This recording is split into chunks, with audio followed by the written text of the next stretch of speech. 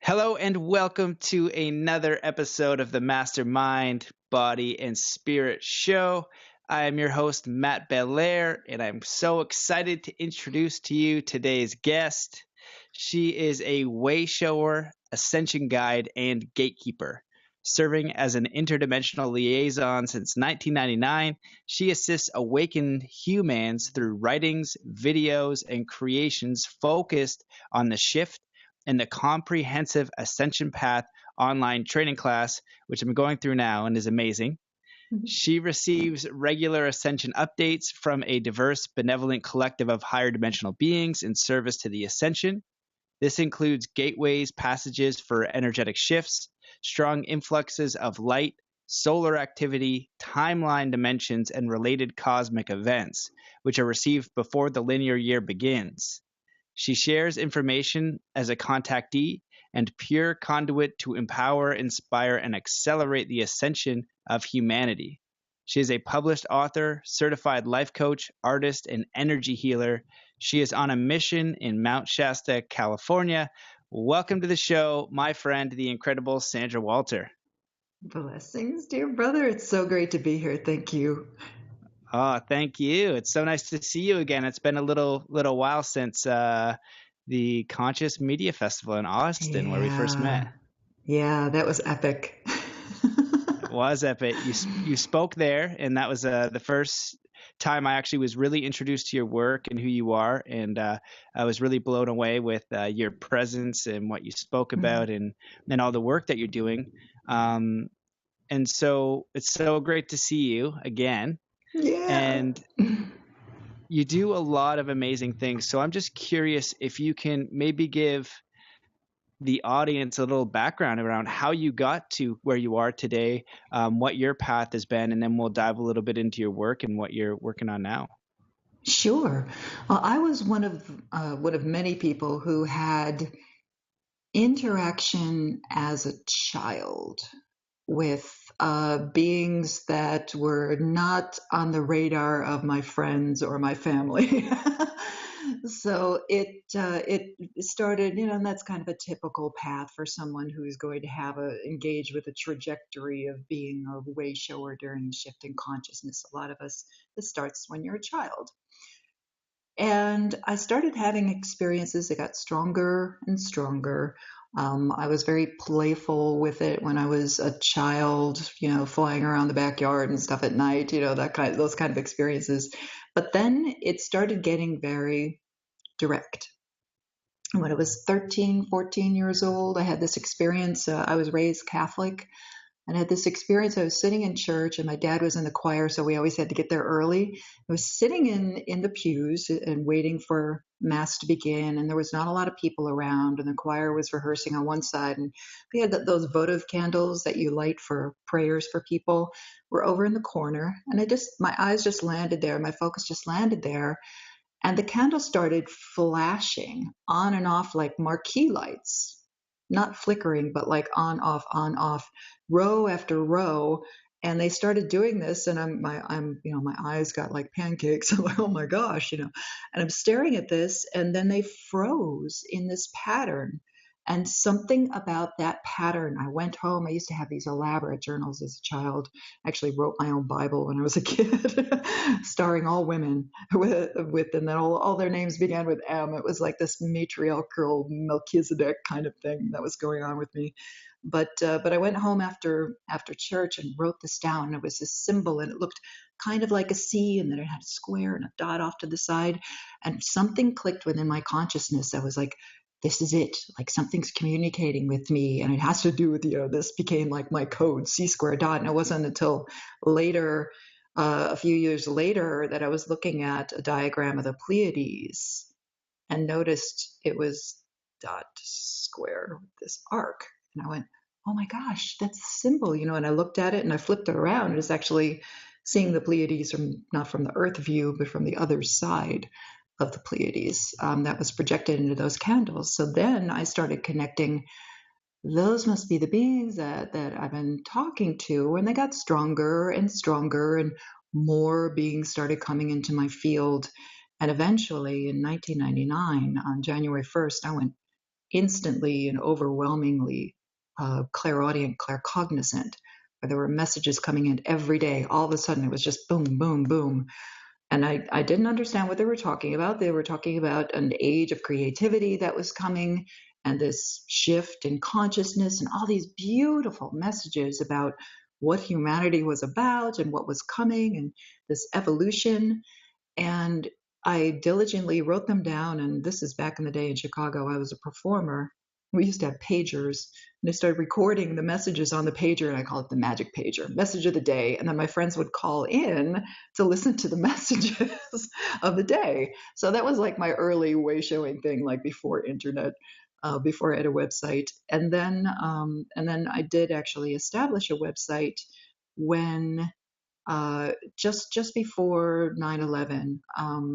Actually, in '99, they started talking about the towers falling, and that's when we're going to rebuild humankind. And we're going to stand upon the rubble and rebuild humanity into its true image. And I just took it like all the other messages. They were coming in every day. So you have 300 plus at the end of the year. But when 9/11 happened, all these other things were happening in my life that were clearing the decks. It's like my boyfriend left, my job was leaving, like how everything was starting to, the universe was clearing out my life. And then when 9/11 happened, I went, back into my journal and looked at the message, and I was like, the towers, oh my gosh, this is it. And everything turned into accelerated mode from then on. I sold everything in Chicago. I quit everything. I moved to South Carolina, which was my first mission. The first time I was going to interact with these beings and put my total focus into what was occurring and what this galactic interaction with this higher being interaction was all about. And I had played with meditation and yoga and different things throughout the years, but now it was like, boom, this is going to be your life path. And I stopped performing. I never performed again. I went into writing. I started pouring all this information was coming in about the creator state of consciousness. So I wrote a novel called The Creator State, and it was talking about exactly what we're doing now. Groups of creative people coming together and actually creating a paradigm shift. And it was before I had studied or knew that other people were doing this. I'm writing this book and I'm like, oh, it was a really cool idea. And then I went straight across the country to Santa Barbara and crossed paths with Barbara Marx Hubbard and told her what my book was about. And she's like, oh, you need to publish this. And she was talking about the exact same thing. So all of a sudden I was, exposed to people who were actually involved in the shift in consciousness, and that this was an actual movement, and that I was not alone in this experience. And while my experience tends to be a little more galactic than grounded, it's as a conduit. I have learned over the years how to take that information, because the downloads come in giant formless flashes of light and information. And then you have to kind of meditate on it and unpack it and discern and use your different guides to explain different parts of the download. But it was happening every week. I went from a daily message to these longer weekly messages and established a website and just kept doing it, just kept doing it, just kept doing it. And all of a sudden, Ascension was on everybody's heart by the time we got to 2010. And that's when the tribe started coming together, where there were people who were actually following the work and getting more involved and wanted more of a teaching capacity. They wanted to learn how I did what I did, or what Ascension was all about. So I was guided to create the Ascension Path class, which has now been running since 2012, and it's powerful. It's a powerful. But for me, the ascension process is all about self-empowerment and self-realization, but it's not something that people have to do alone. I think there's kind of a misunderstanding that, yes, you have to search within, yes, you have to do the work, but we have a plethora of tools and good teachers and good way showers and a sharing of information right now that is accelerating the process. It's while there's also an acceleration of time and the energies and everything, it's complementary to see that we have it's almost saturated at this point. So many people providing information and tapping in, and now we're unifying to do these beautiful co-creations where we can say, okay, I'm bringing this to the table, you're bringing that to the table, how can we expand upon that, and really getting into our creator consciousness, which I feel is the whole point of incarnating as a human, because the human genome contains all of those codons and those possibilities for reconnecting with source. It's very powerful DNA. So it's fun to play with. Definitely fun to play with.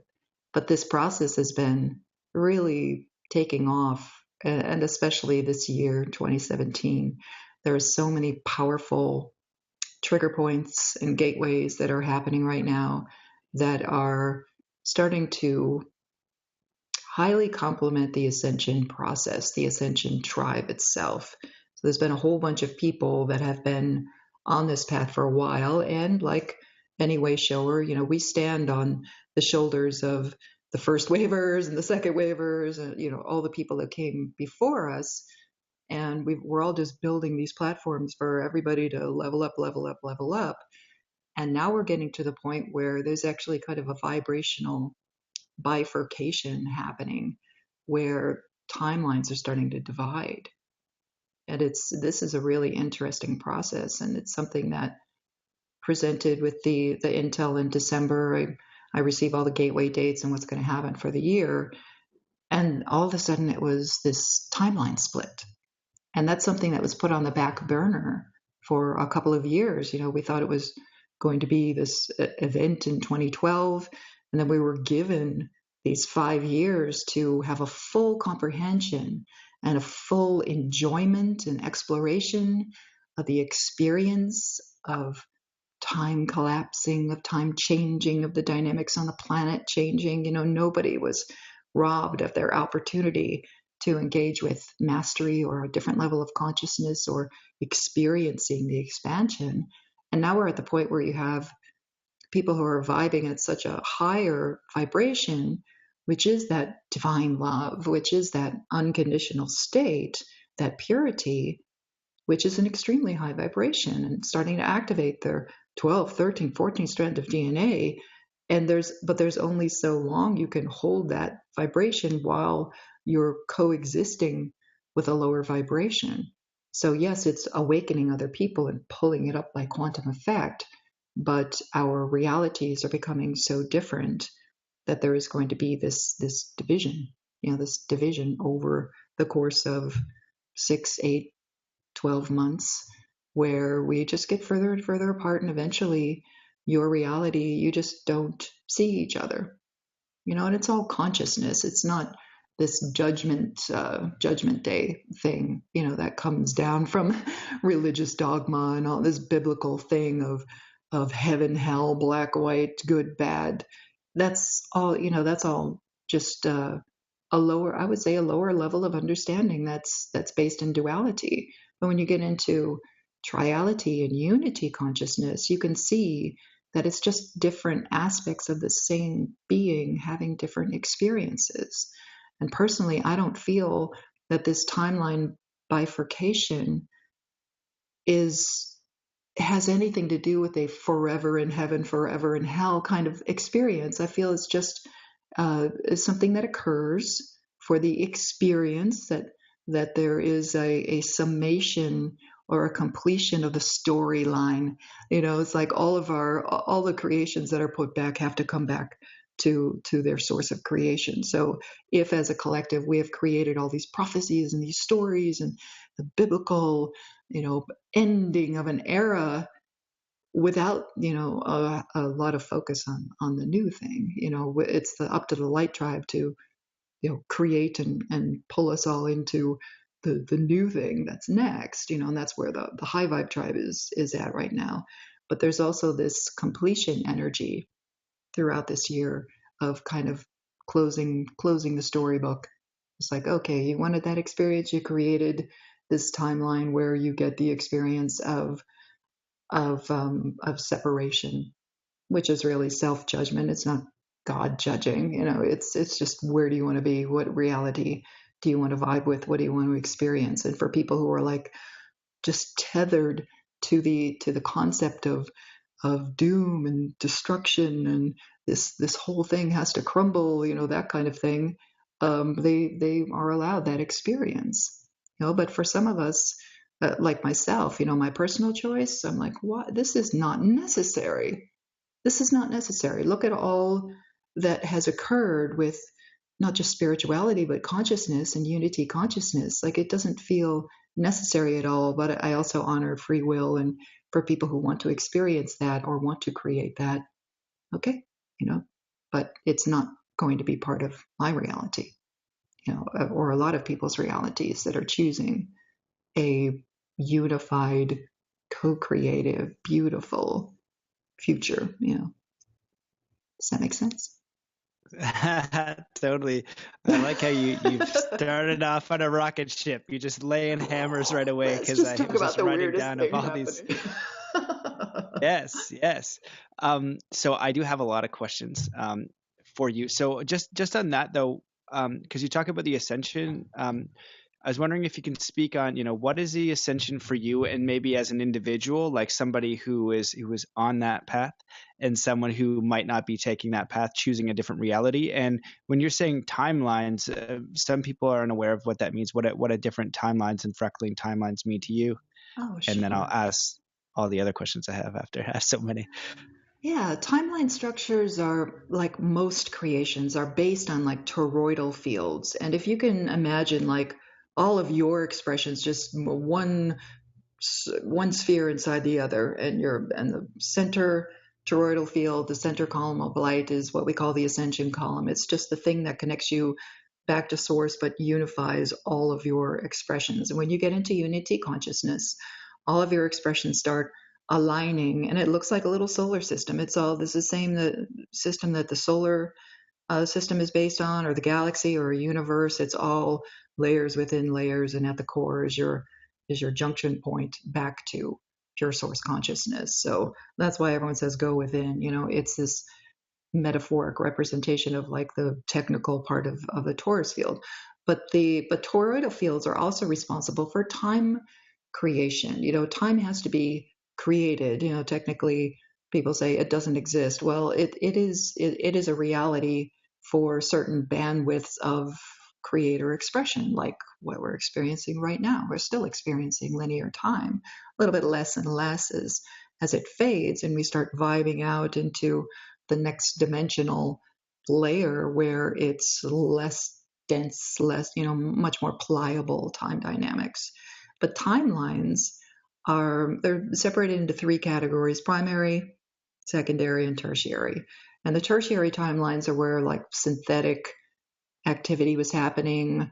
It's like, if you think of it as like that lower density timeline structure, was where all of this stuff was getting screwed with, where it was attempting to direct consciousness away from the primary timeline experiences. And primary timeline experiences traverse dimensions. So it's not a primary timeline for a 3D, a primary time. It actually goes and we ride it through to a higher dimensional experience. So the primary Christed timeline of ascension is one pathway that we take into a higher dimensional experience. So the secondary timeline experiences are what we're experiencing right now, and the bifurcation happens between these secondary and primary timelines.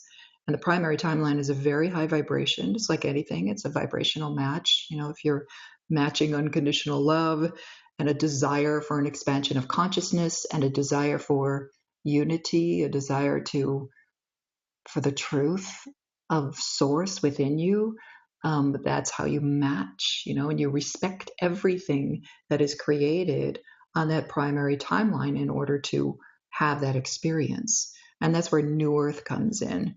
New Earth is honoring all the kingdoms, the elementals, beloved humanity. There is a great deal of respect for creation itself, let alone each other and the exploration of consciousness and the overwhelming amount of love and divine light that's there.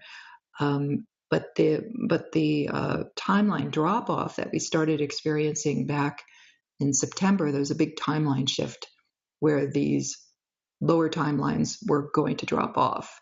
And that's why the election got so weird. That's why all these events and everything, you're like, what is going on? It seems so strange, you know? Well, at the end of September was when all those timelines started shifting into this higher octave, which means that the lower timelines no longer had an energetic support. You know, it's like nothing. It's literally beings convincing humans who have the aspect of creator that can create things, just lower level beings convincing humans to create something that actually didn't exist any longer. And then those dropped off, synthetic and otherwise, dropped off during the equinox this year. So we went through this very bizarre passage in April and May of recalibrating ourselves to these higher timelines. So for wayshowers, it was a very intense experience because you started glimpsing yourself, your existence on that primary Christed timeline. There's gateways that open through that timeline experience that allow you access to your true creator beingness, and you get into these formless realms where there's no more beings, no more labels, no more numbers. It's just pure. This is a very pure state of consciousness, which is beautiful. And the more of us that vibe with that, the more we pull up these secondary timelines. And it's kind of like shaving off the bottom. You know, it's like you got all these secondary timelines and you just keep dropping the lower, lower, lower, lower, lower. And eventually the stuff that just cannot level up, that's where that bifurcation occurs. So it's, you know, it is what it is, but it's interesting to feel that, to see that. And December is when the timeline split presented, and as these, you know, gateways are just passages when gatekeepers, grid workers, light workers focus and get aligned with these incoming cosmic light frequencies or stuff coming out from Gaia herself. And we assist. You know, we assist during these gateway passages. It's participation. It's not something that happens to you. You know, it's something that is co-created. So if we have a heads up from our galactic teams and the sun, the solar beings itself saying, hey, there's going to be, you know, 7M flares or whatever, open up this gateway, and then we all focus and we're able to direct that energy or allow that energy to level us up. If we're requesting that, or if we're working with Gaia, we're able to open up things within Gaia. Just had a gate opening for the eclipse that's coming up in August. It's going to be very strong, but actually traveled to Oregon, met with some other folks, and we were right at the pinpoint where the solar eclipse hits the West Coast. So at the inception point, opened this huge gateway. It was beautiful. You saw the clouds clear for miles. It was powerful. We did it during the full moon passage last week, and it's preparation. You know, gatekeeping is about preparation, working with these cosmic energies, and sometimes they can be cosmic stargates that interweave energies between universes, between galaxies, between solar systems, planetary consciousness. You know, it's beautiful and it's all very elegant. That's the thing I love about it. Is it at first it felt very technical and clunky, and then it just became very elegant, you know, and I feel that that's a side effect of my own vibration changing through this work.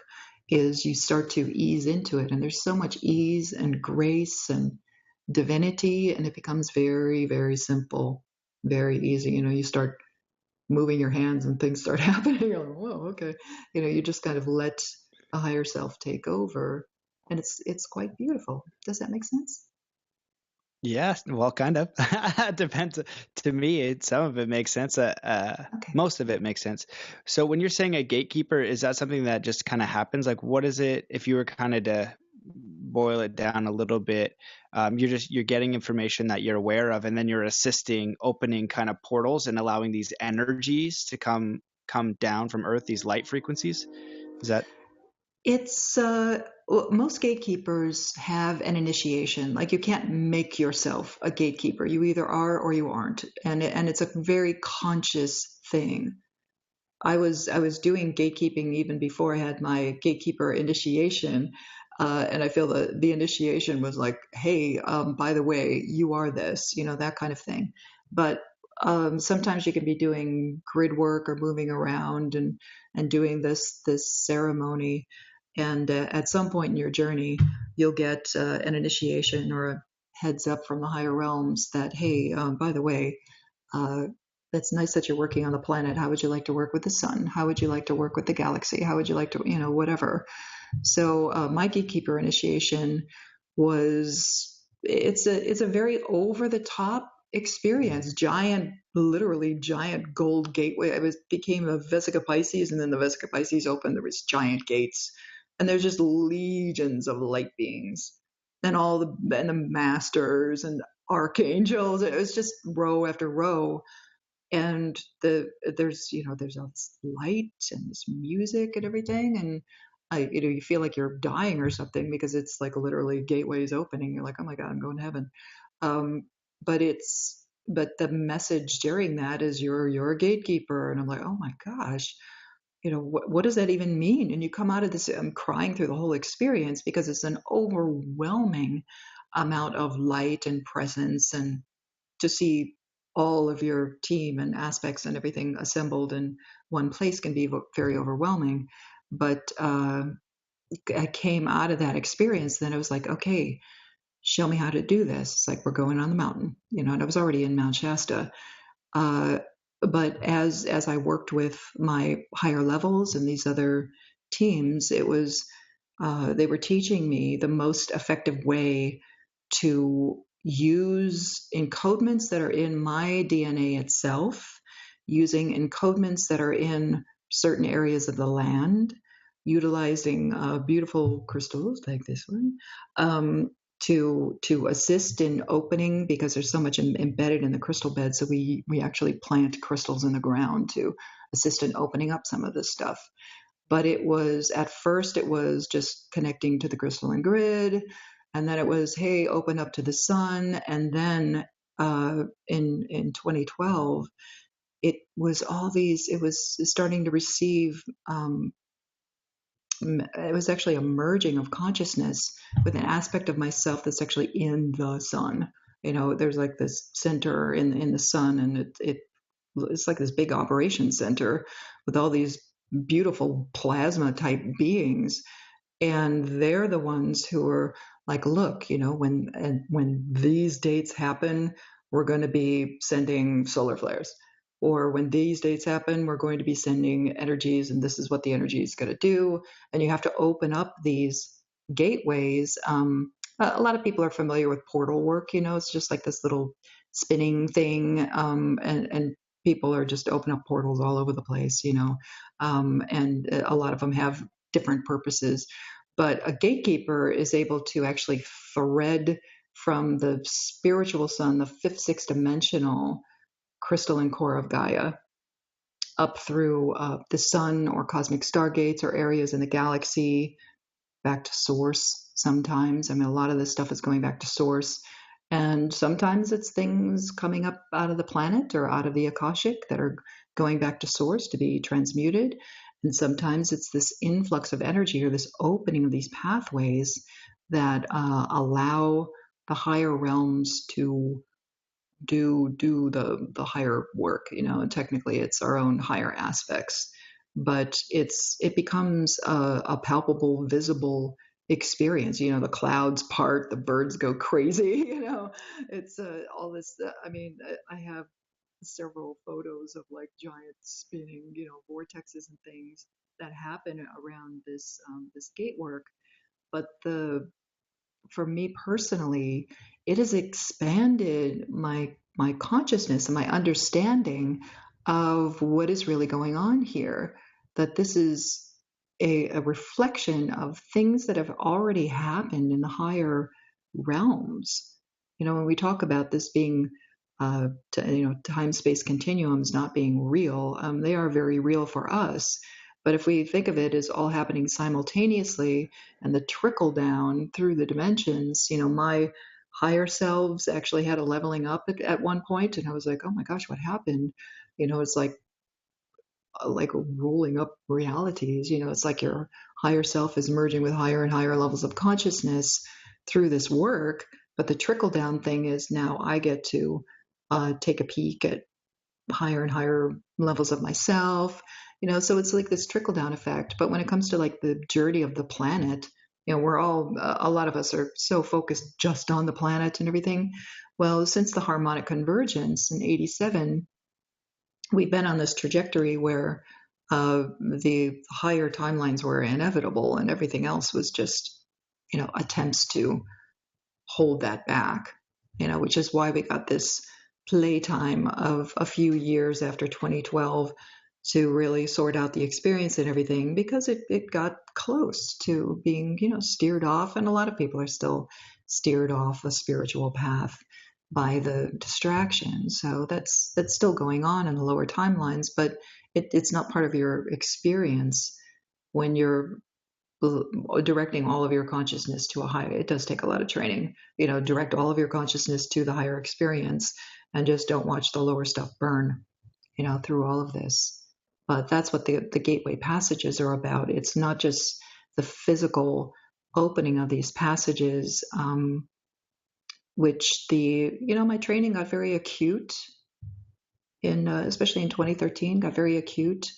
And I had to own it. That was the other thing, is like, don't doubt this. We will show you. And when they give you a whole bunch of dates, for the whole year, I'm like, why is this laid out in this linear way? But it's just like, that's the way that we're interacting with time. And so they too are like, well, this happens and that happens. There is a sequence to it. And the sequences change the higher our consciousness gets. And then they get closer, the complexity gets closer and closer together as we level up, as the energies and everything change our time-space dynamics. So that's what's happening right now. Is it's very rapid fire kind of activity, which we can all see in our day-to-day lives. That time is very different than it was a few years ago. Mm-hmm. Yeah. Yeah, that's amazing stuff. There's so many questions I have for you about what you just said and other things, but just to give some grounding, I'm aware of some of the work you've done to be able to talk about these things at a level and say some stuff that would just blow people's minds, being like, what is she talking about? Like, holy smokes. But part of your work, didn't you spend like a great amount of time, like literally living on Shasta and just doing meditation, grid work, things like that, like months and months of time? So what was that experience like? You basically just lived on Mount Shasta, and Mount Shasta is supposed to be, I hear different things, the heart chakra or the crown chakra of the planet. What's the deal with I think we need to Shasta? throw all the chakra dynamics away. I mean, if anything, it operates like a crown. It hasn't been a root in a long time, but it's the outdoor thing. So I come from Chicago and New York. I was not like a camper or anything like that. And then after in 2001, when I started traveling, it just, everything was different. And then the connection with Gaia herself became very strong. And like many wanderers, when you're giving up your job and giving up like the normal things that people are into, you have to simplify a good deal. But in 2013, even though I did this big journey through the crystalline corridors from here all the way down to Sedona and over into New Mexico and back again, and that's like part of my territory. Every gatekeeper has like a territory, and somehow I got assigned to Mount Shasta. I was literally in New York when I came here and had nothing. I didn't have money, job, nothing. I just had my car. So I came here, managed to find a room and stuff. But in 2013, it was like, you need to be out on the land and learning how to do this next thing. It was like taking gatekeeping to the next level. And and sharing it too. I had not done videos outside of my class. I hadn't shared that before. So suddenly people were finding me on YouTube and reading the articles and going, wow, me too. Okay, I'm going to pay attention. And discovered that that was part of the activity, was this unification of all the grid workers and the gatekeepers going, look, we have these trigger points. And if we all focus, this thing is going to take off. It'll be a lot easier for all of us. And part of that is just being outside and the desire. There's also the desire to be outside in that natural environment, away from everything. Yeah, I've still been writing every week through this whole thing. I don't check out, completely.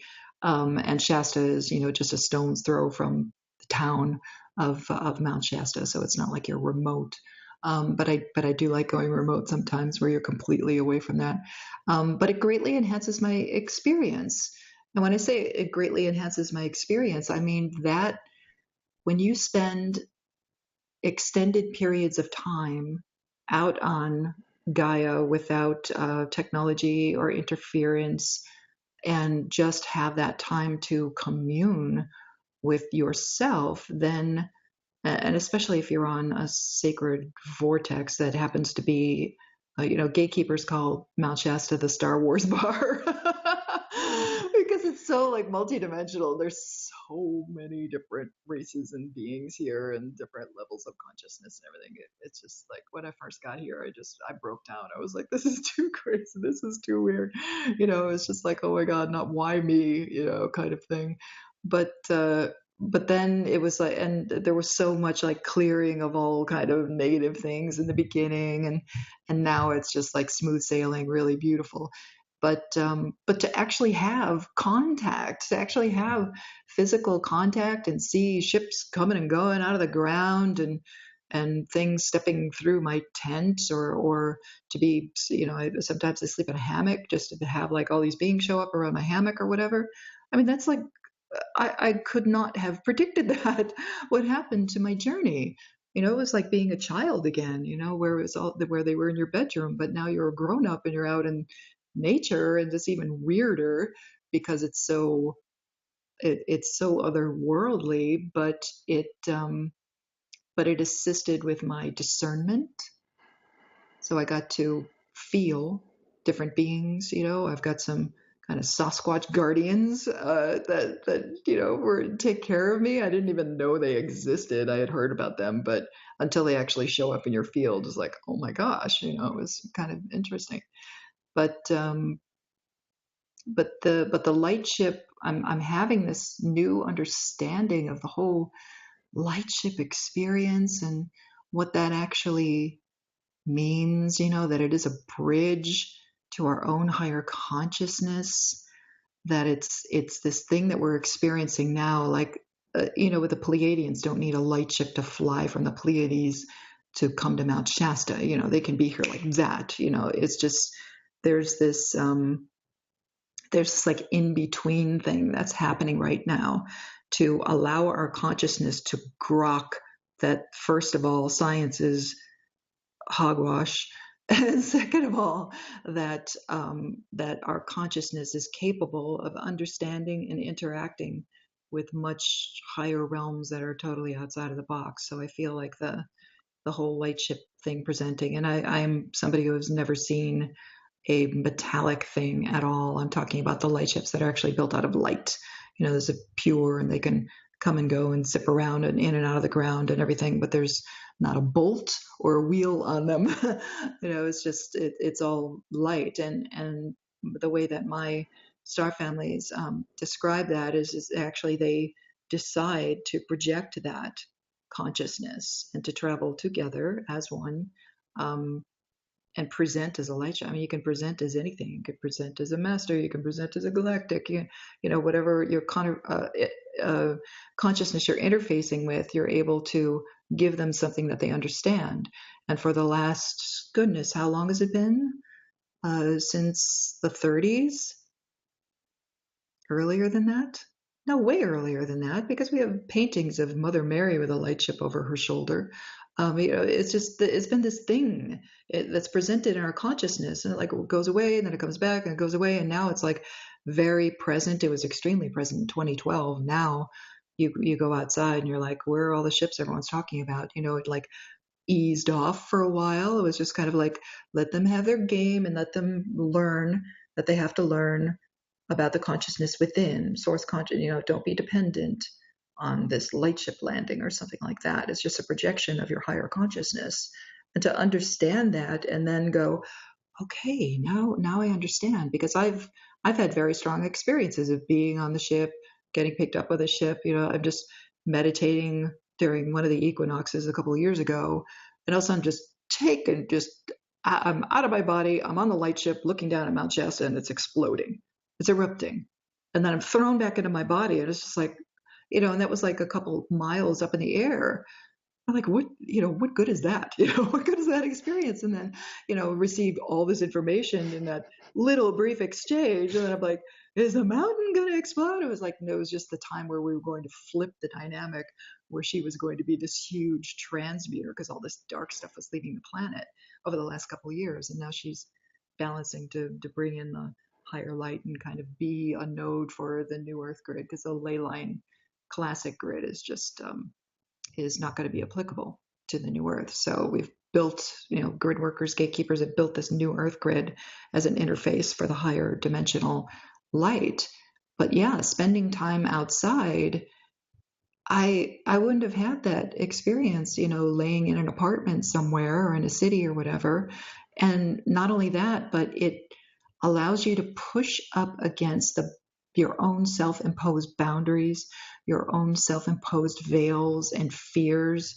I mean, to be a single girl alone up on the mountain, a lot of the time there's nobody around, because I'm here in the non-tour season, and you can go to very remote areas on the mountain, or on the backside of the mountain is actually the more powerful side, because it's very remote. And be there and be, under this night sky. And I've had so much interaction. It's like anything could happen. There was a moment in 2012 when I first came here, where I was pushing against those boundaries, and I hiked up by myself, and I was sitting there in the dark. And I'm like, oh my gosh, like anything could happen now. I hear something stirring. Is it a mountain lion or whatever? There's grounded stuff happening in the heavens. And all of a sudden you realize, oh my gosh, I'm not afraid.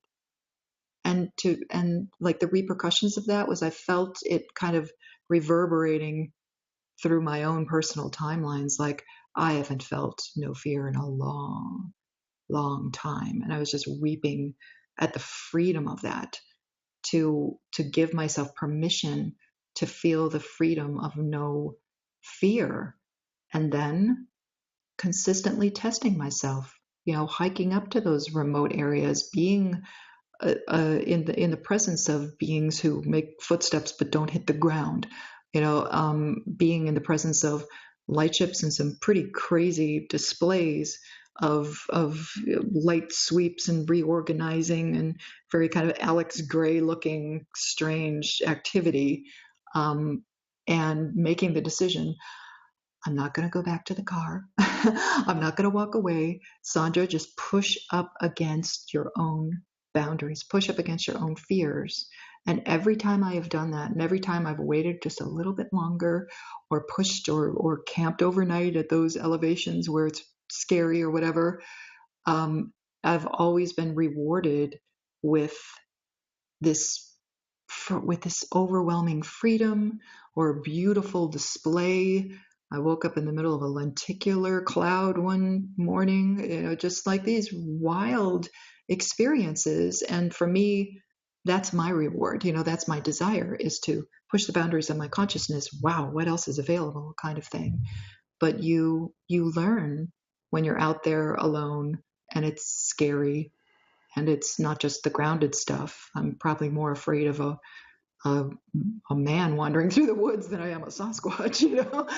It's it's kind of interesting the way your trust issues come up, but there's nothing like it. There's nothing like being camping near Medicine Lake, which is completely off grid on the other side of the mountain and seeing the big gold light ship come in and interact with you and beam at you and fly away. And, it's, there's nothing like it. And then to hear like the wolf pups start howling at it. And it's just like so magical that it's, that for me, that's what turns me on. So that's why I do it. And I'm about to do it again. August and September, huge solar eclipse coming, huge equinox passage, which are always very strong for me coming up. And the Lion's Gate opens all of that energy. So I'm going to be on the mountain and enjoying that for 2 months. It'll start snowing again by mid-September, but I'm hardy enough at this point to handle it. You learn. Yeah. Yeah, that's amazing. Well, what comes up for me is Jesus and the Essenes. They say, I think it's 4 ways to achieve Christ consciousness. One of them is going in through meditation. And then another one is being out in nature, just being out in nature. One of them is through study, I believe, religious texts and spiritual texts. And I forget what the fourth is. I don't know if you know it, but maybe it's 3 or 4. But one of them is actually just being in nature for long periods of time. And you spend very long periods of time on the side of a mountain with no distraction. Seven Bomar, and well, even from what I've studied a lot, is programming. If you're, and in Buddhism they call them mental nutriments. If you're sitting there watching Fox News and this and that, you get home from work, you're literally getting programmed. It has to go in your brain, and then ultimately your vibration, because your mind is automatically trying to make sense of the information coming in. It can't not do it. If you're watching murder shows every single day, your mind is making sense of the show and you're receiving that program. Now, when you're in nature, you're receiving the nature program. And most people do not get enough, let alone the amount that you do. And the other thing that I was thinking of is my homie Jason. Mentioned him 2 times in a row because he's awesome. But he lived in Sedona, which is another vortex, and he'd just go and sleep on them and just say, he's logging time on the vortexes. And so we have these spots, and it's really important that we get out in nature. And these are when these experiences happen. My first experience with a light ship was in Mount Baker, an hour outside in deep nature. It was the first time I actually tried LSD as well, which might have helped. But it's funny because I have it on film. Yeah. Everyone's like, "Oh, it's because you're on drugs." It's like, I got that sucker on film, son, and I know what I saw.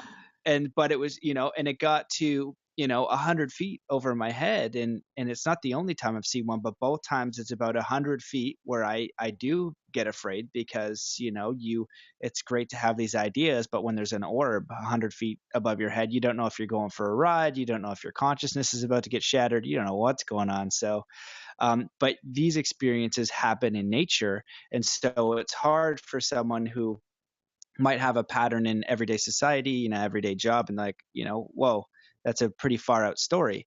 But the people who really do spend a lot of time in nature have a lot of those stories. They have a lot of those experiences. And also what I learned from Jason is he builds those pyramids. I'll give him a shout out, ipyramids.net. Styles. Yeah. So I love that brother so much. Yeah, he's great, man. We're tight now. I spent a couple of months at his house and looked at his technology building the pyramids, and getting out of the waves, the EMF fields that were being bombarded by Wi-Fi and all these different things. And the way that I related to people, it's like kind of like we're fish in polluted water, where we're getting bombarded vibrationally. But when you're in the pyramid or you're in nature, it's kind of like a fish in clean water, where the fish doesn't need to do anything. The gills and the natural fish's vibration are going to sort itself out. It's just not in that dirty water anymore. So same idea in nature, you're not getting bombarded by all these vibrational waves that are literally throwing off your sequence. So, and the natural vibration for us is love, it's presence, it's connection with nature and source. And we get so little of that, it all of a sudden becomes a foreign vibration, right? And that's a really sad moment. People are afraid of so many people are afraid of the woods, afraid of nature, because they feel like there's some kind of sterility in being inside, and that somehow nature is like wild and unknown and it's just going to like bite me and try to eat me and, I mean, all those things. But you find, and this is interesting that you mentioned the Essenes, because, Essenes used to worship like the top 6 inches of soil. They were just really into the vibration that was coming out of the soil, which is like the precursor to earthing, where we actually find that we can recharge our batteries just by taking off your shoes and walking in the grass. But when you spend extended periods of time interacting with the natural fields of Gaia and of course the kingdoms, the elementals, and I find like even desert, like I spent a good deal of time in Arches National Park and out in the Utah deserts last autumn. And that for me, oh my gosh, I feel so amazing. I miss the trees, but it's just, there's something about just the barren Gaia and the sun and everything that you can feel the light technology of our own DNA, the stuff that's available to us now, 12 strand, 13th Christed strand, 14th source strand, this stuff, it's so much easier to connect with that because it is it's a part of nature. It's like this gift that we use to interact, the higher levels, we're not the body. The body is a separate consciousness. It belongs to Gaia. So if you're going to interact with this body and get it to be your conduit for the true higher self, your Christed self, putting it in the environment that it came from, is a very good idea. And you find that it's so much easier. I mean, it's definitely easier to be in nature, but even for those people who are for some reason choosing to make excuses not to get out into nature. I used to live in Chicago. I had 2 huge awakenings in Chicago. And it's, you go to the park, you go to the lake, you make time, or you get in the car and you drive to the nature preserve or whatever it is, but you allow yourself that opportunity. It's just, if you put it off, it's like anything. You put it off too long, all of a sudden you find, oh, I'm on the lower timeline. It's like this is choices, and that's the reason why wayshowers and gatekeepers are so public right now. We didn't used to be, and now we're so public about not just the galactic interaction or interaction with higher realms or higher orders of light, but it's in an invitation. Gatekeeping is opening the gates, and you can't drag people through. All you can do is go, look, it's open. Honey, that gate is open. No excuses. Either you walk through and you face your fears, walk through, and, a lot of it is let source have its way with you. I mean, you discover so much about yourself when you're alone in the woods, the fears and the quirks and the mind activity is busy at first, and then it gets so quiet. You're like, oh my God, I'm going to disappear. It's beautiful. It's really beautiful. And not only that, but as a gatekeeper, I find that flow, that real, we label it as divine cosmic mother, the background energy from which everything is birthed is penetrating us. It's around us. It's everything. And when you get in that flow, which I feel is the gateway to the Christ consciousness, we talk about, the cup and the Holy Grail and all that, and Magdalena and everything. It's just it's the representation of this divine mother frequency that that Gaia also represents, because in the higher realms, Gaia Sophia, if you're familiar with that story of Pistis Sophia, this is a reflection of what actually happened in the higher realms. So it's complete. That story is complete. She's goes down into density, and then the Christed energy comes and brings her back up, and she's good again, and all this stuff sorts out. All this duality and good, bad, and fallen this and fallen that and everything resolves itself. And it's interesting that the Gnostic texts always refer to everything happening in this lower realm as the resolution of what occurred in the higher realms. They say, they ask, what's the resolution? Like, Pistis Sophia is a good read. For somebody who's never been introduced to Gnostic texts, it will probably scare your pants off, because the whole second half of the book is all about damnation and who's going and who's coming. And it's a little heavy. But the story itself is the story of the planetary consciousness. When you look at Gaia Sophia as a reflection of what has already occurred, when you vibe with that and you get into it and you kind of dance in that beautiful flow, and whatever it takes, you go out in nature with your drum or your singing bowl or your own voice or your own consciousness or whatever, and you really get in the flow of what's happening with the kingdoms and the elementals, all of the lower timeline, lower dense activity goes away. And that's something that everyone has the right to experience, whether you decide to do that, choose to do that as your own free will.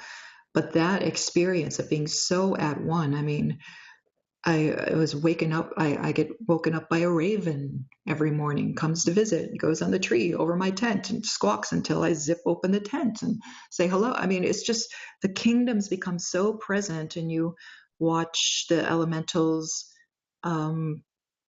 co-create with you. We had a couple fires, a couple of years, and I was like, this won't do. Let's move all that elementals. Let's just move all the smoke away from town so that we can be here in peace, and you watch it happen. It's just, you become, when you vibe with the natural state of that divine cosmic mother, it does it allows your DNA to turn on, and then you become this broadcasting frequency. I feel that that's the key to embodiment of the Christ consciousness, is to allow that Christ consciousness to be your primary state of beingness. And then you are not casting spells or fixing people. You just become a pure conduit of source, and everything self-corrects around you. I watch it happen when I'm in the zone. You watch things happen, like things get sorted out, things happen, people have remarkable experiences, and it's like, wow, I'm just holding this field, and it's a hands-off thing. It's like you let your higher self and source work through you. There's this beautiful story in Urantia. If you've ever read Urantia, there's another cool book. Not that I believe it. It's a really good story, though. And it's about this thick. But there's a story in there of Yeshua and the whole miracle of water into wine. And supposedly there's so many people at this wedding because Yeshua was coming, and everyone heard, ooh, this guy who's working miracles is going to be there, and that's why the wedding was like bombarded with all these people, and why they ran out of wine. So weddings back then was this long multi-day event, and Yeshua's in the garden, and Mary, his mother, comes to him. She's like, so Yeshua, we're out of wine and there's these 6 jugs of water, and she's like, come on, everyone is here to see you. And she's really pushing issue, according to the story. But the story has a beautiful ending, so I'll just share it. And she's pushing issue, like, come on, everyone's here, and you could really, like, show them who's Messiah, kind of thing, And she's like, do this for me, dude, I love you so much, like, do this for us, otherwise we're, the party's over, and all these people are here because of you. So you should be the one to solve the wine problem, kind of thing. She's putting this guilt trip on him. And he's like, Mom, that's not what I'm here for. That's not what I'm here for. That's not how it works. That's not how it works. And he's pushing her away. And she starts becoming emotional because she feels like she is not being honored. She's like, I'm your mother, and I'm asking you this favor, and you don't have to do it in front of everybody, but come on, I'm your mom, and I've done all these things for you. And it's kind of like that tie-in to that Gnostic text of honoring, the divine feminine. And there's this moment where he's looking at her, and in that moment when he looks at her and he is suddenly filled with compassion, that's when the miracle happens. That's when he doesn't do anything. It's just higher consciousness goes, whatever you want, my son.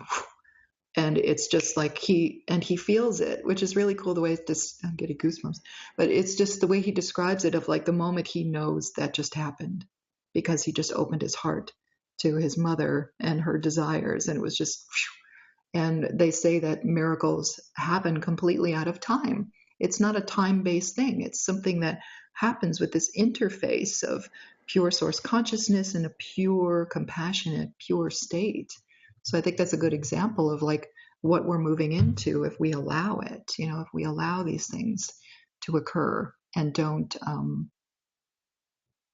try to direct too much, uh, what we want and what we choose to be created or whatever. We really have to do the soul searching of what is in the highest interest in that moment.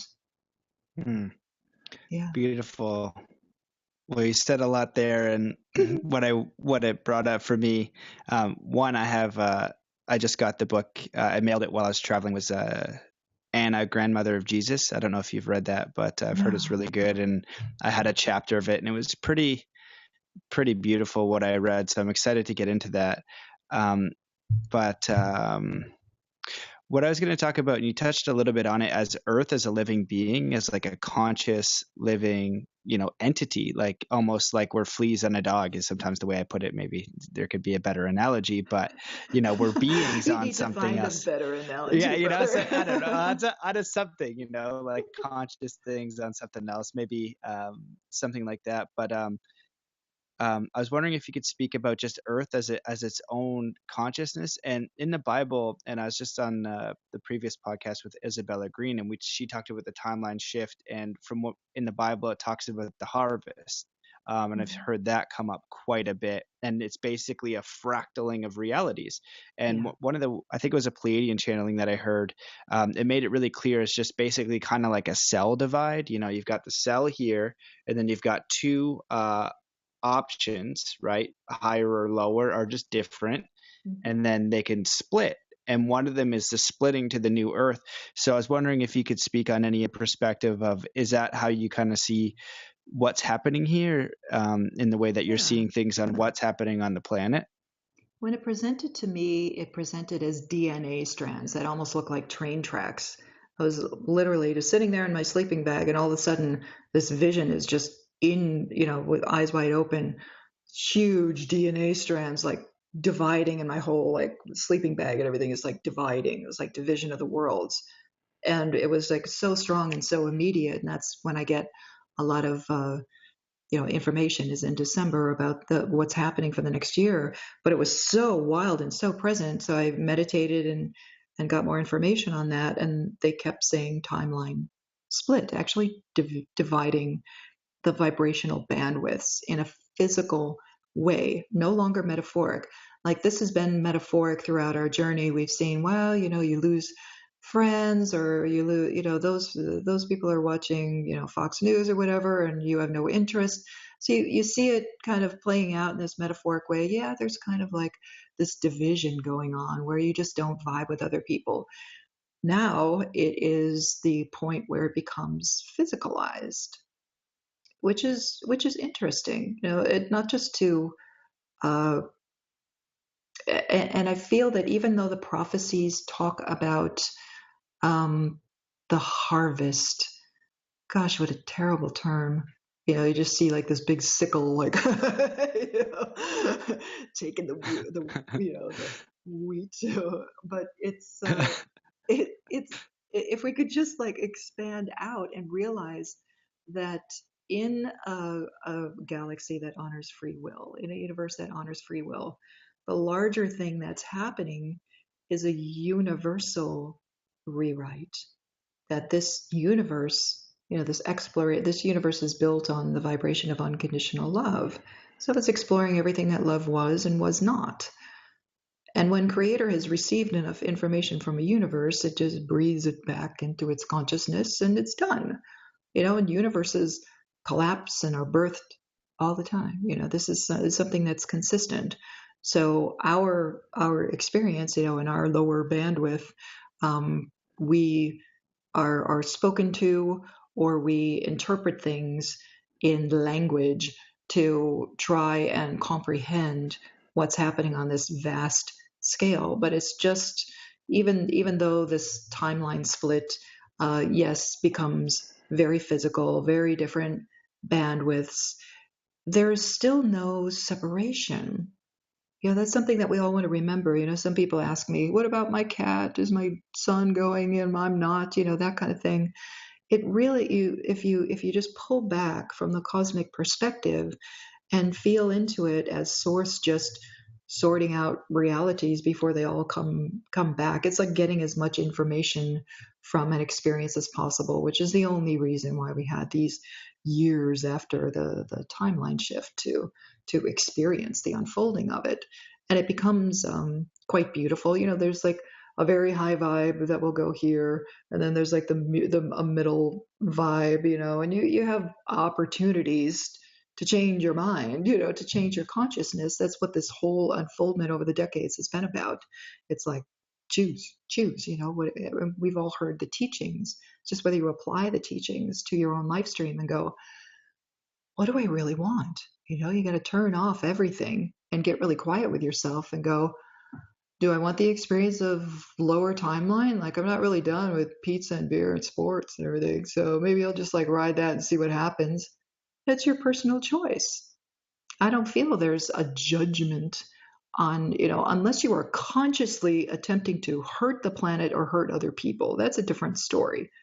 That doesn't even happen in any layer of Gaia any longer. That experience is being taken to a different system altogether, because it just is not going to match what Gaia has created.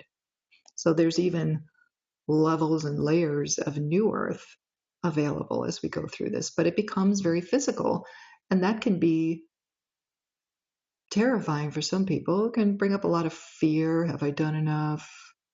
Am I good enough? Kind of worthiness issues. It's like whatever you have to process, you process.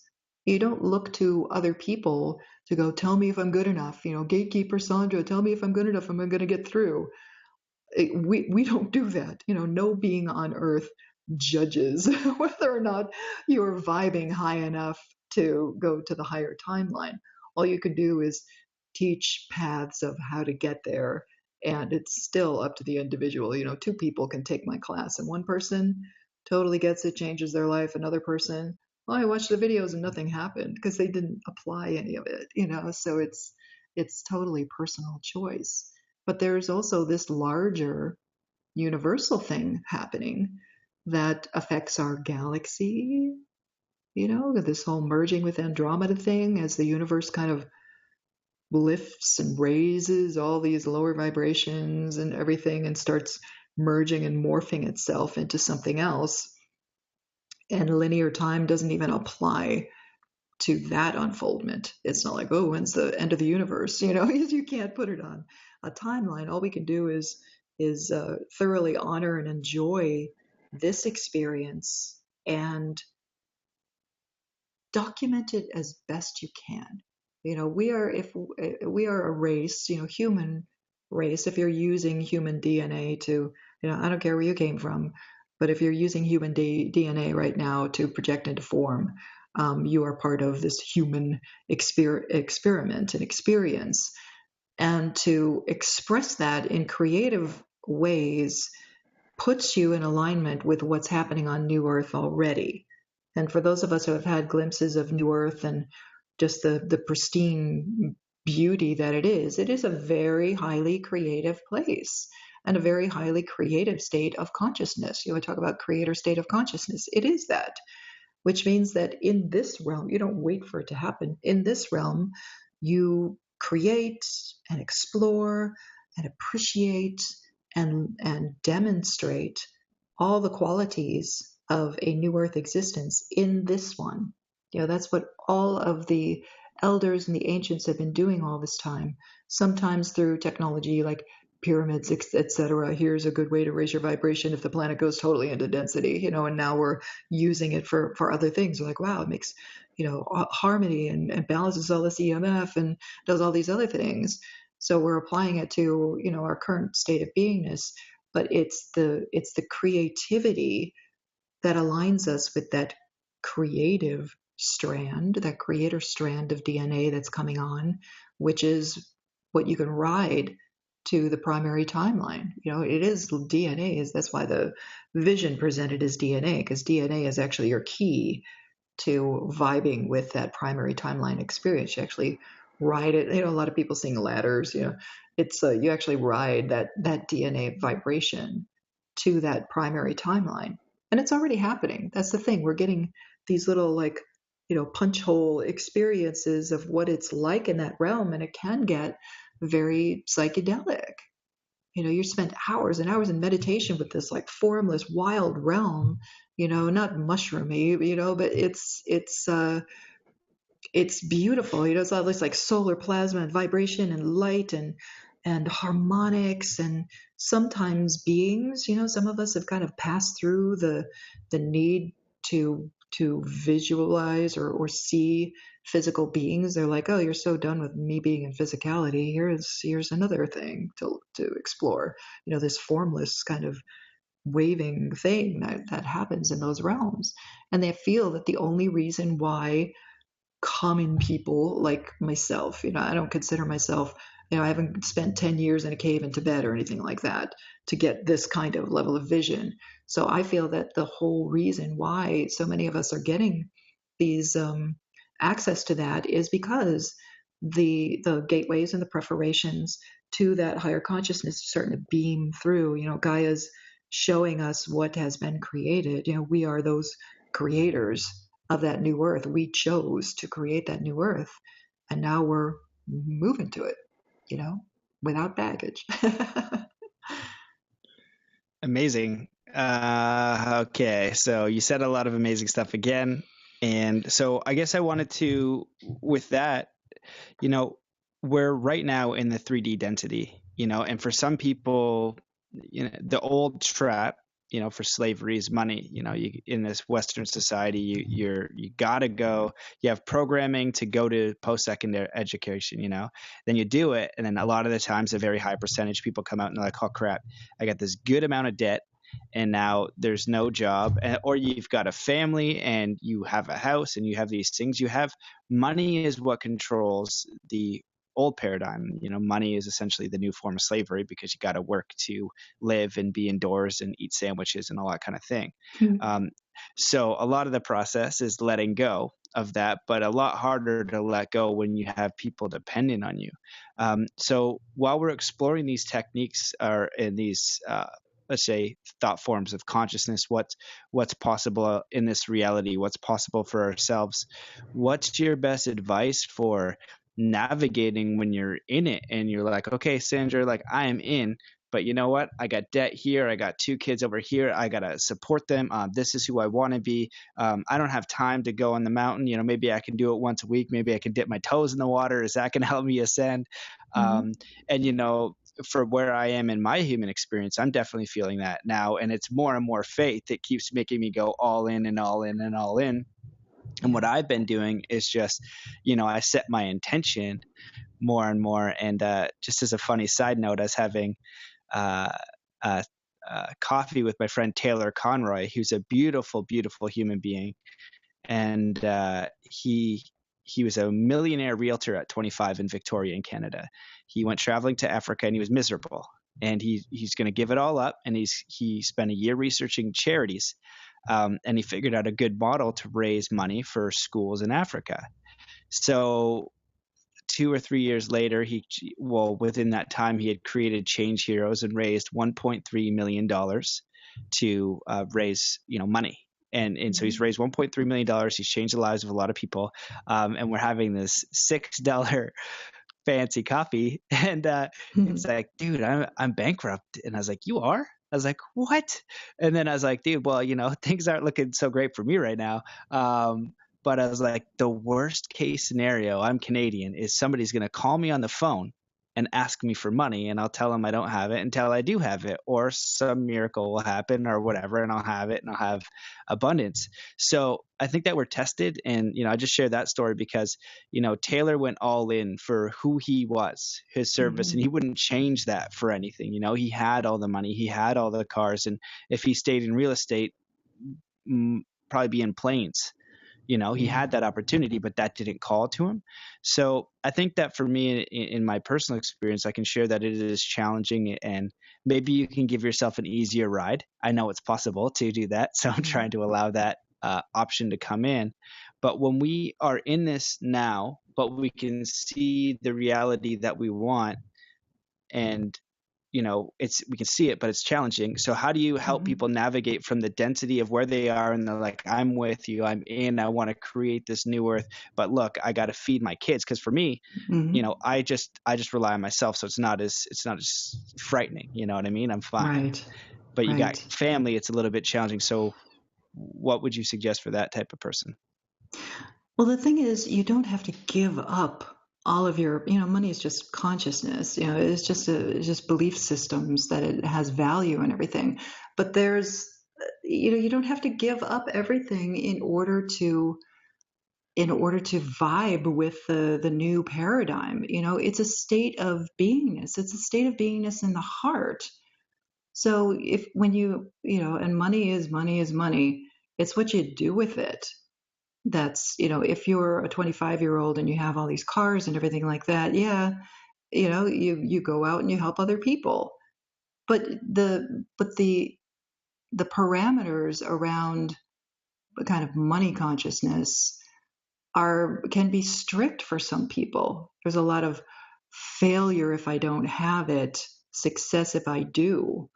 And when you change your state of beingness to go, you know what, you have to change your parameters for success. My success is, wow, I have a roof during the winter, and I did yoga this morning, and had a really great meditation, and I wrote today, and I helped some people, and I pet the cat. Like you get, it's like, just take it down a notch. Like, are you assisting yourself and those around you in a joyful, peaceful way? It is about finding that peace within, and most of the time, simplicity helps. But that doesn't mean that the wealthy person who's really enjoying their big house and their cars and their jet skis or whatever is not spiritual. That's just a judgment. It's like, what are they doing with their consciousness? Do they treat everybody with respect? Is there non-judgment occurring? Is there love occurring? Are they demonstrating pure love for and taking care of the people around them? Because this is part of that unity consciousness is, though when you have wealth and you can share it, you do. And when you don't have wealth, you create something else. There's no like, oh, your friend is a smart person. It's not like, oh, he's never going to work again. It's just and a lot of times the universe sets it up and forces you to be creative. And many of us that come out of those systems of college and you're on the track or whatever, like I just could not follow that track. I was just not one of those people. I went to college and had good jobs and everything, and I was performing, and I was a professional actor for years, which is like you're doing double duty, you're working all day, you're performing all night, all that stuff. But and I was in a big city, but I was still a spiritual person having greater expansive states of love. I took care of people around me, I was kind, and I was learning. That's the thing, the pursuit of it itself brings its own rewards. The pursuit of knowledge and wisdom and love and everything, it's, yes, you have to make time during the day. And I understand, people who have 10 children and 10 jobs or whatever, not a whole lot of time. However, there are really, you do it by micro movements. You do it by little paying attention to your thoughts, little by little paying attention to your heart, little by little paying attention to your emotions. That's why the Ascension Path class is linear in the way that it's laid out. It's like, okay, let's address the body, then we address the mind, then we address the emotions, then we address the heart, and it builds step by step. And some people, that's why you get access for a year, because it's just, you slowly go through these things and go, okay, if I don't want to repeat the same mistakes as my parents or my siblings or my programming, then I need to change my emotional reactions to things. And where did that come from? And you do the work little by little. And there's no reason why anybody who has a lot of money but is also this great fortress of divine love, that's not the kind of, we're not looking at materialistic versus, oh, this person on the street has nothing, therefore they are ascending. It's not like that. For some of us, the day job thing becomes quite distasteful, and you just want to create your own thing. That's why there's so many people creating their own businesses, because you want to manage your time and your energy, and it keeps you motivated, and you want to help people. Maybe you can't help people if you're sitting in an office, in the way that you would like to. So it does become an expression of creativity, and we see this generation after generation changing that. Yes, there's a lot of people who are still afraid or won't say no to their parents, so they go to college, or they don't know what to do. There's so many children now coming up who just, the dynamic that they come in with, because they have different DNA and a different crystalline structure already, they're so out of sync with like the whole institution of school and education that those are the kids you really want to support and go, look, expose them to higher consciousness at a very early age, so that they can assist in setting up our new Earth in a different way, so that all these old dynamics can go away. But it's really a personal choice. There's no excuse why anyone who feels like the outside world doesn't match what's going on in the inside can't turn it around and go, I want the external to reflect my internal. And I'm not going to stop until I get there. It's dedication, it's faith, it's trust. All of the classic cornerstones of spirituality are real. We're living proof of it, that it is possible. And no, I don't have a mansion, or I'm always subletting and moving around and everything like that. But for me, I'm of the ilk that's storing up treasure in heaven. My successes for incarnation, because I have that perspective of it just being an incarnational experience.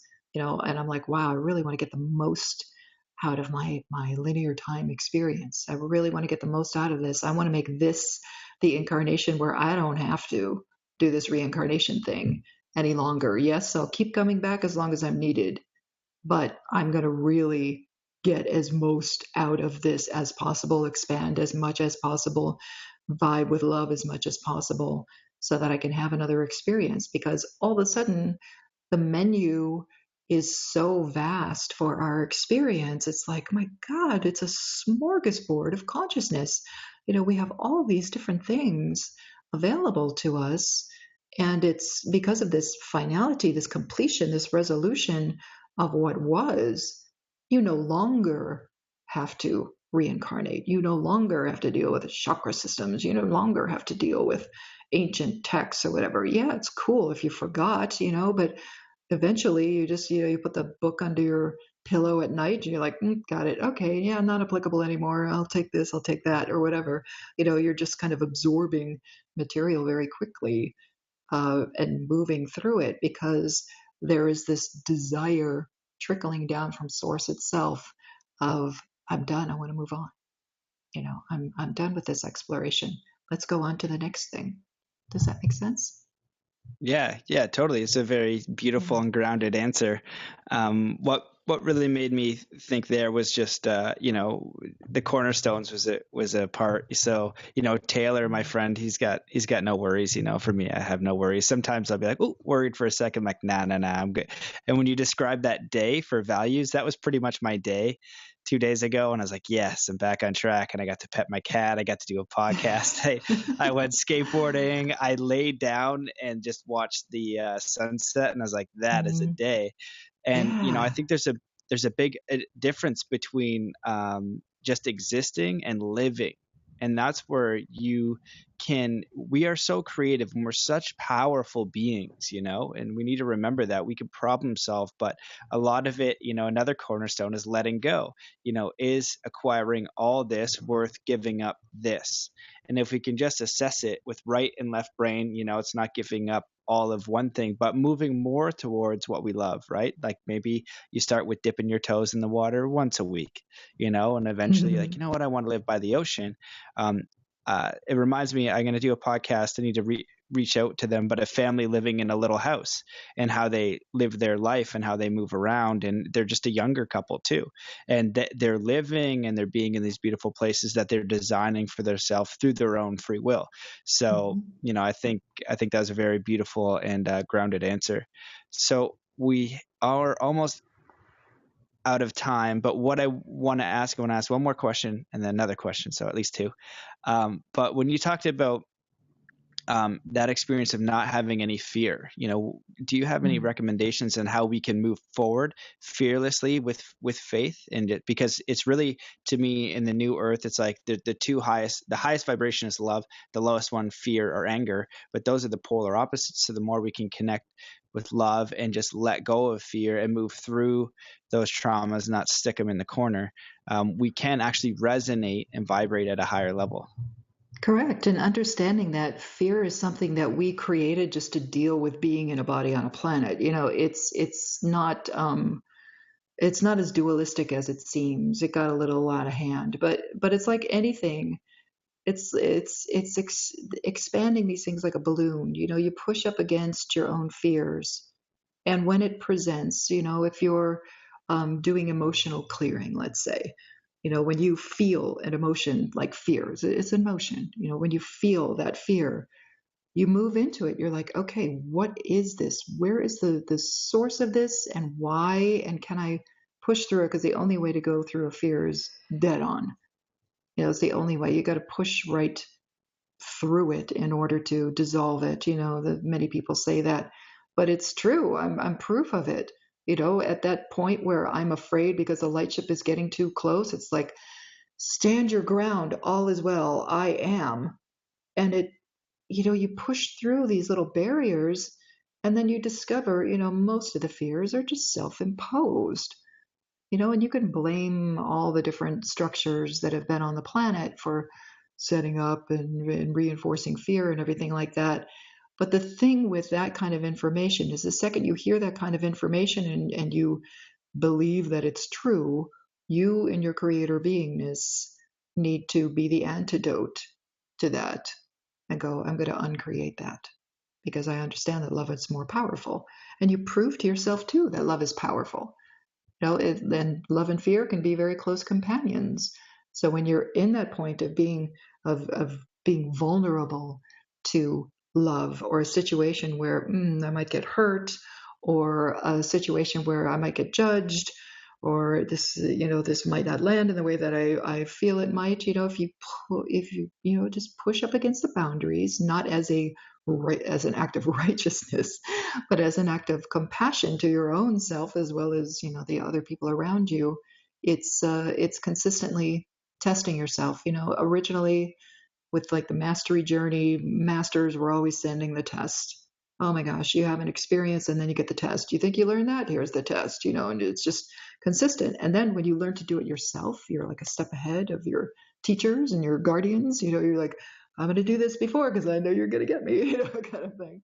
And you start pushing against your own boundaries, like anything you're afraid of, spiders, the dark, no money. It's like, okay, just, face that fear, feel what it's like to face that demon and go, it's not a demon at all. It's just a thought form. It's nothing. So that's the way that we get through that. I've forgotten the second question. Sorry. No, that's okay. Fear. That's a really wonderful answer. And yeah, for the fear perspective, what I've done is for me, I'll just offer this for the listeners, is I look at the worst possible thing, and that's where Taylor and I were sitting there, and we drew out the worst possible scenario, and it was hilarious. It was not even bad. It's like totally fine. There's like, we are fine. Like, and so if you take those fears and you look at the worst possible scenario and you drive through it, usually it's not that bad. And that's where you actually open the door too for miracles. My friends that I've seen, a lot of them really dedicating to creating the life that they want. Everybody I know is all in. Some people's houses are on the line, some people's businesses, and they just go all in and all in. And you're like, oh, that person's successful. It's like, no, actually he's doubled down on his mortgage. He's all in on this business of service to things. Like that mother has some faith boy. And Yeah. so then all of a sudden, boom, you get that activate and you get that miracle, or even you don't. And then you learn from it and you grow. And now you're having a real life experience and you're testing yourself, your brawn, what are you capable of here? Give it a shot. It's fine to fail all day, but Yeah. go Yeah. for it. Maybe mindfully, I kind of just go for it, but but go for it. But you Cause, prove it. You prove it to yourself. yep. Over and over again. You prove. Like every time I've been sent on a journey or whatever, I always get rid of everything, go with nothing. Don't know anybody, don't know where I'm going to stay or anything like that. And it's like cross country sometimes. And just did it again last year. Got rid of everything, going to Arkansas. Why? I don't know. I ended up back in Shasta, but it's just like the journey was incredible. It was incredible. I picked up so much information. But if I had been afraid of it, like I don't know where I'm going to be. Oh my God, I let go of all my stuff. It's just you do it so many times that you're like, it is what I'm immortal. It's like bring it on. It doesn't. You really do. Once that self-realization point hits, and you realize I'm creator in form, I've creator's got my back. Let alone my brothers and sisters. And the other thing is creating tribe and making sure that you're keeping in touch with people that understand what's going on with you. Don't judge it. But the other thing is about this whole like light tribe thing that we've been creating just by connecting with each other is we do have each other's back. We talked about that at Conscious Media Festival. It's like, I got your back. When you need it, check in with me. I may not have anything, but I'll be there for you.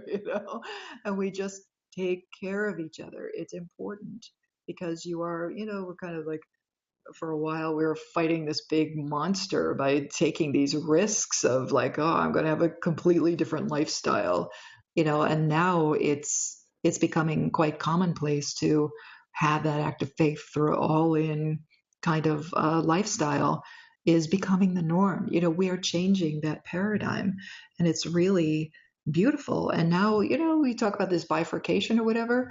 That's a place you want to be, taking those risks and facing those fears, because it proves to your higher levels, to the vibrational level itself, that you are willing to move into that space of the unknown.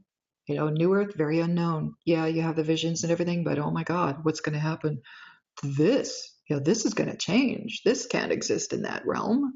So it's the experience of it and being willing to go, I'm going to see what happens, because you receive all this information about changing your DNA and your crystalline structures, and you do it and you do it, and you're like, oh my God, I'm disappearing. You feel it. You feel yourself phasing out of one reality and phasing into another, and it's fantastic. It's just like, I feel it's the coolest thing happening on the planet, but that's my perspective. I'm just like, wow, this is so cool. We're like transmuting form into a different thing and a different state of consciousness. But, that's, again, it's vibing with your own unique expression of creator. That's something else that you do when you take those risks and you don't follow the path that's been set out by others, is you find your own unique expression of creator and honor it. I go, this is what I got. It doesn't look like anybody else's thing, and that's the purpose for me being here. So Mm-hmm. yeah. Yeah. There's a really beautiful answer. I think it's so important for us to all connect with our uniqueness. I listened to a Seven Bomar talk the other day, and he's basically talking about how that kind of is what gets programmed out. We do the repetitive tasks to make money, and we lose our uniqueness. And that's the part of us. That's our true essence. That's who we are. And if we can find a way to reconnect with that, share that with others, even just in your small community, and then maybe the world. But a lot of people, I feel like, believe like, oh, it's got to be the whole world. Actually, no. Make an impact with 10 people around you. Just 5 or Exactly. 10 people. Those 5 or Yeah. 10 people, with your actual presence, with your actual being and your actual gift, that's going to start to support you in real time. And that's what we really want to connect with our true gift. And that's the currency of the new earth, I think, is what we're moving to, because so many beautiful, talented, awakened, smart people maybe not awaken because they're doing the jobs, really smart people in banking, really smart people in engineering, really smart people, talented in all these different areas, but they're working for a company that really isn't serving much other than the entity of that company. And if they could redefine their life and say, okay, cool, I got these skills, where do I want to apply them?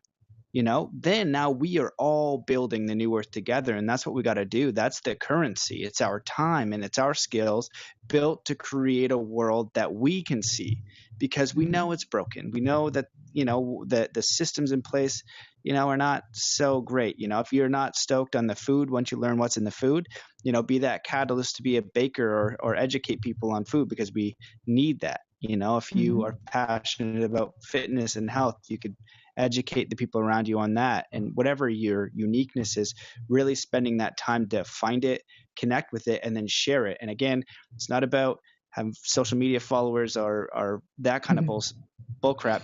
Do it with the people that are around you.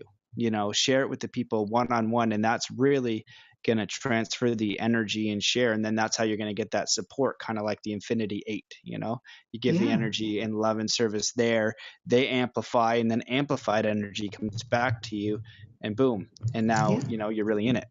Yeah, because you don't know where it's going to lead. It's like back in '99, you recorded on your pager, for goodness sake.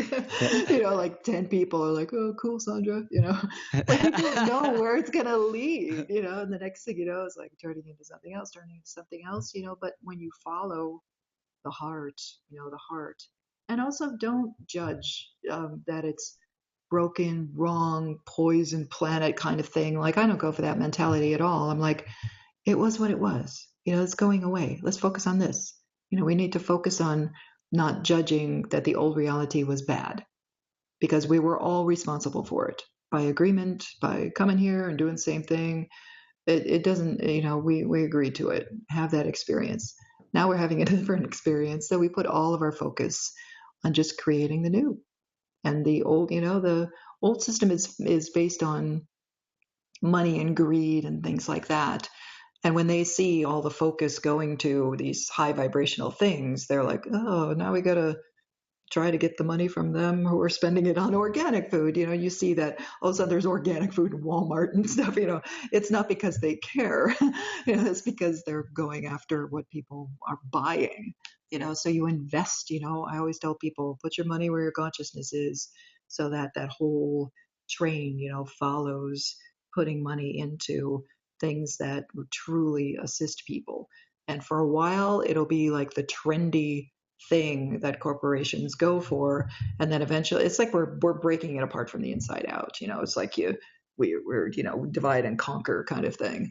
But we're training them what we want. But you have to be consistent in that, in those choices. Every click on your computer, everything you watch is being, like, where's their focus? Where's their focus? And if enough people just focus on the higher consciousness stuff instead of the, drama mama type stuff, it will change.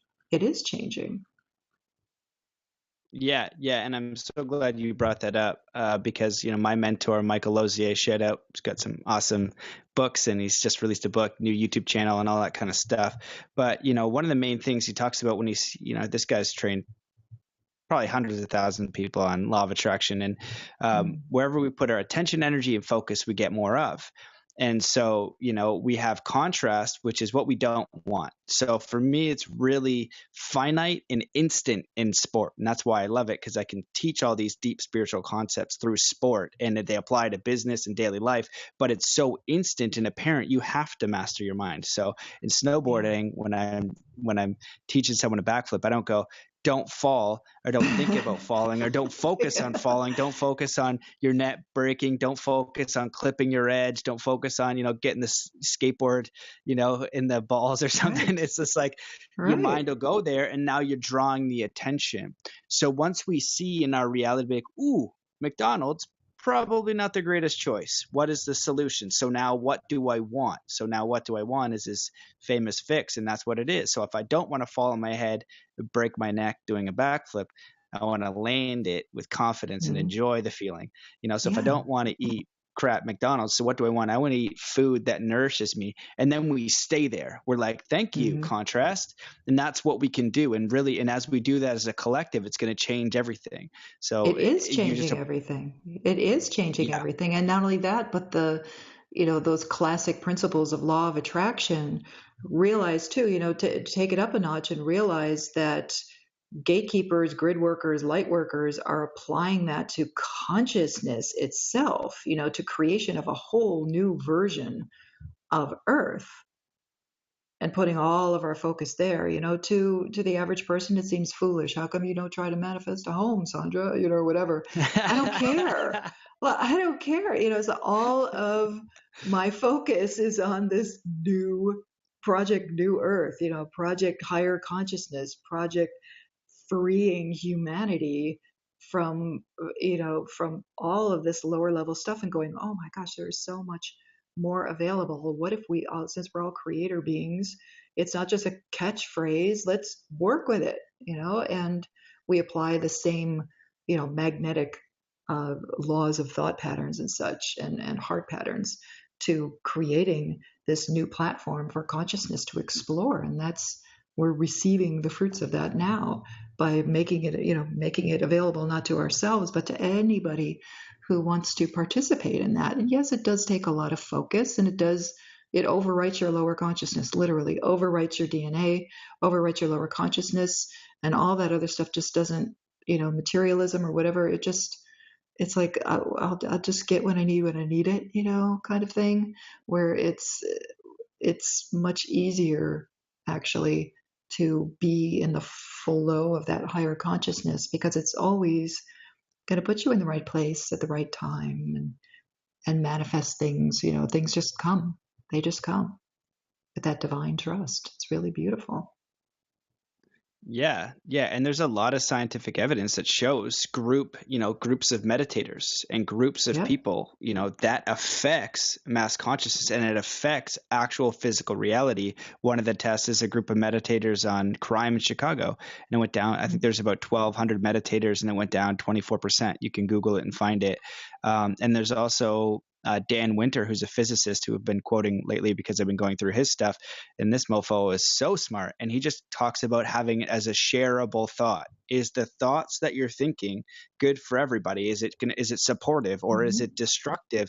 And the supportive thoughts are what are now group manifesting, and it affects your life because it's the energy sending out, and the lives of others. So, Yeah. there is hard science to back this up.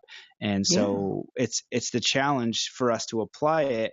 And then the last thing I was going to say just on that paradigm was, if we come and we incarnate on a planet that's, let's say the systems are not upgraded, and we want to upgrade the systems, and we have this fractaling effect where, you have, let's say, old paradigm, new paradigm. What you need to do, if it's a free will Earth, if it's a free will planet, is create the new one. So people just make the free will choice. It's like, oh, I'd prefer, a community of love and compassion in nature, where, versus fear, competition, and greed. And so as we build it as a unit, now it's your free will choice just to come over, and you're one of those pioneers that are doing it, that are living it, that are the example. So I just wanted to, show you appreciation and recognition, because I love your work. I love your spirit and who you are. And just thank you so much for coming on and sharing your wisdom. Yeah. And if So anyone wants to join, Sundays, we do that. We do the unity meditations. We have, thousands of people all over the globe 3 times on Sunday doing that, tapping into the good, and we've noticed the changes within ourselves and the people around us. It creates this huge field, has been building up. We've been doing it for a year. And it's the consistency. It's like any spiritual practice, the consistency builds that strength. And we're noting the effect on not just us, but others around us too, when we do that. So, open invitation to anybody who's into practicing that quantum skill. yes, Yeah. I've been to, I think maybe I've only been to 1 or 2. I always see them pop up, but I'm gonna make now a conscious effort to do that. And I know there's a Global Consciousness Institute that is doing research on that as well. And And I think that, if we have a few thousand people meditating on peace every day, a few million, as that grows, the vibration and the energy and the harmony of that, we're going to be able to flip this, I think, faster than we think. But it Yeah. starts with you. What is flipping it? For me, I live in Canada. Most of my life is 99% of it's a beautiful, wonder, interesting experience. I've already flipped it. It's been flipped for a long time. Before that was 8 years in snowboarding in Whistler, being in the mountains. Like, that was pretty epic. And so what is your epic experience? You could flip it tomorrow. And when you flip it within yourself, you flip it for others, but the only one it really matters to is you. Your twin brother could flip it. Your best friend could flip it, but it doesn't mean you flipped it. And you have that option right now, to flip it for yourself. And that's what flips it for everybody else. So to remember that. Because it is quantum in effect, because it is a higher vibration. So the higher vibration is always going to pull up the lower. So, you get a few people really maintaining that higher vibration, and everybody up, everybody up, everybody up. It raises everybody else. Yeah. 100%. So the last question I want to ask you, and thank you so much for your time and coming on and all that. I have so much love and appreciation for you. Is there anything that you wish that I had asked, or you want to leave the listeners with, or something that you wanted to just share? What do you want to leave them with, or is there anything that you wish that we had talked about? No, I feel we're complete. It's just the reminder that it's a personal choice. People hear the word ascension or ascension guide or whatever, and it's like, oh my gosh, that thing, because they don't understand that it is at the base, it's just the personal choice to have a conscious experience of their own evolution. I define it that way on my website, the conscious choice to engage in evolution. And at the simplest level, that's what it is. It's realizing that you're not just going to sleepwalk through this incarnation and better luck next time. It's like, don't be lazy about it. There's so much more fun and so much more creative things happening in the world right now.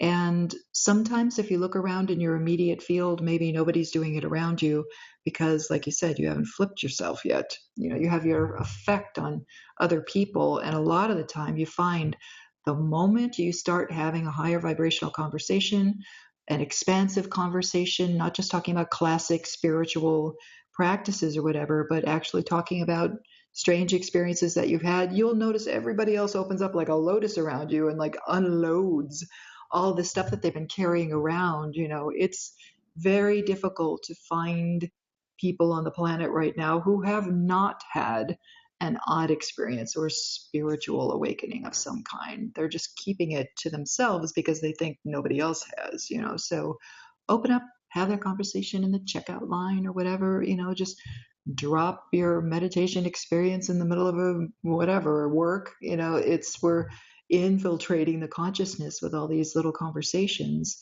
and it does have an exponential effect, and it is happening. The high vibe tribe might seem like it's got its own thing going on, and what are those people doing or whatever, but understand that the only way that you even experience that consciousness is because you are in pure service to the collective, to the planet, to source. That's the only way it works. And that's the only access is your personal decision to go, you know what? I want to be of service. I want to help out. So, and that's where you start doing the searching. What do I do? What do I have? What are my skills? What are my talents? What are my passions? And it doesn't matter what that is, but you turn it into service work, and service work is not only its own reward, but it changes your trajectory, your own personal timelines are all over the place. We change them all the time, but it changes your trajectory so that you can engage with higher consciousness, your own higher self. These are things that are available to anyone who is willing to make that choice and go, I think I want to change. I think I want to be of service. How can I help? And you start there. And sometimes the first thing you have to help is yourself, because you have to learn love and learn to face your fears and everything, but you don't spend, we don't have the time right now for you to spend 20 years discovering yourself. So you're going to have to get out there, and it actually amplifies and accelerates your own path to get around other people who are also searching, because nobody's expecting you to be a guru. That's gone. We're all just helping each other out at different levels of consciousness and going, hey, you want to play with this? Okay, I have this available, whatever it is. But you got to make the move. You got to make that choice, conscious choice to engage in evolution. That's all it is. Amazing. I agree. I hard agree. Well, thanks again for coming on. Thank you for sharing all that wisdom. Thank you for being you and being here. I definitely love, honor, and appreciate you and all your work. So I highly recommend everybody listening, go check out your YouTube channel, check out the Ascension Path, because it's amazing. I've really loved the meditations and the information. You are awesome, because you lay some hammers that are like, oh my God, that's the craziest thing I've ever heard of. But it's just like so calm and matter of fact. And it's just like, don't have to worry about this thing. It's okay. We're going to focus over here. And you're a beautiful interpreter of high level concepts, and make it easy to apply for someone to experience. So if they're new to the path, you have a very linear process from going to, I don't understand this, to, holy smokes, I've really changed my vibration. And it's, if you're going to teach somebody something, they should change it. So if like you're hiring me to, be a better athlete, well, you better be a better athlete when you're done, or else I didn't do my job. And I think you do a tremendous job of that with applying the consciousness shift. So I highly recommend people check that out. But, thank you so much, brother. I truly appreciate everything that you're doing now. It's just beautiful to cross paths with somebody who's just like wide open. I mean, you're just like a big heart. It's so great. You're like, I want to play with everything. It's so great. I love it. Thanks. Well, thank you everybody for listening. I hope you enjoyed this episode, and we'll catch you in the next one. Peace. Bye, Sandra. Bye-bye.